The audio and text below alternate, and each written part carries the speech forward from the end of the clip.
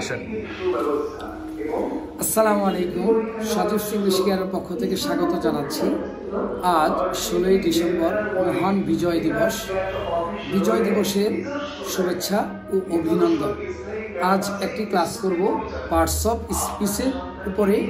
তো আমরা আজকে দেখাবো টু একটি প্রেপোজিশন হওয়া সত্ত্বেও এটা বাক্যে কিভাবে নাউন, কিভাবে কনজাংশন এবং কিভাবে প্রেপোজিশনের কাজ করে।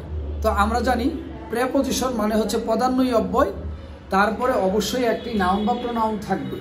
তো যে বাক্যে আমরা নাউন বা প্রোনাউন পাবো না, ওই বাক্যে টু এর নাম হবে অন্যটা, মানে প্রেপোজিশন হবে না। তো কি হবে আসেন আমরা দেখি। হি গোজ টু কলেজ, সে মহাবিদ্যালয়ে যায়। এই টু হচ্ছে একটা প্রেপোজিশন, কারণ এরপরে একটি নাউন ওয়ার্ড আছে। তো যেহেতু এরপরে একটা নাউন ওয়ার্ড আছে, এটা প্রেপোজিশন। এখানে যদি আমরা দেখি Maisun Islam is the to of the letter. Maisun Islam এই চিঠিটার প্রাপক। তো এই টু হচ্ছে প্রাপক। আমরা জানি টু এর পরে একটি টু হচ্ছে একটি প্রেপোজিশন ওয়ার্ড। তো এরপরে একটি নাউন ওয়ার্ড থাকবে। যেহেতু এই বাক্যে কোনো নাউন ওয়ার্ড নাই, সেই ক্ষেত্রে আমরা এই টুকে প্রেপোজিশন বলতে পারি না।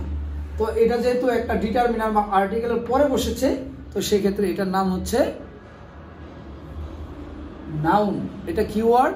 নাউন ওয়ার্ড, কারণ আর্টিকেল বা ডিটারমিনারের পরে নাউন বসে। আর যেহেতু এখানে এই টু এর পরে নাউন বা প্রোনাউন নাই, এটা প্রেপোজিশন না। আমরা যদি 3 নম্বর বাক্যটা দেখি, মেহজাবিন ইসলাম লাভস টু স্টাডি। মেহজাবিন ইসলাম অধ্যয়ন করতে ভালোবাসে। তো আমরা জানি টু একটা প্রেপোজিশন হলে এরপরে নাউন বসবে, নাউন বা প্রোনাউন বসবে। তো এখানে ইনফিনিটিভ হয়ে গেছে, টু এর পরে ভার্বের বেস ফর্ম বসেছে, অর্থাৎ ভার্ব বসেছে, নাউন বসে নাই, তার মানে এটা প্রেপোজিশন না।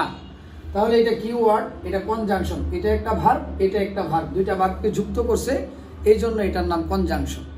তো এই বাক্যটা আপনারা বলেন তো কি? To is a preposition. To একটি পদান্বয়ী অব্যয়। আমি বলে দিচ্ছি, দেখেন, ইজ হচ্ছে ভার্ব, ভার্বের আগে বসে সাবজেক্ট, সাবজেক্ট হিসাবে কে বসে?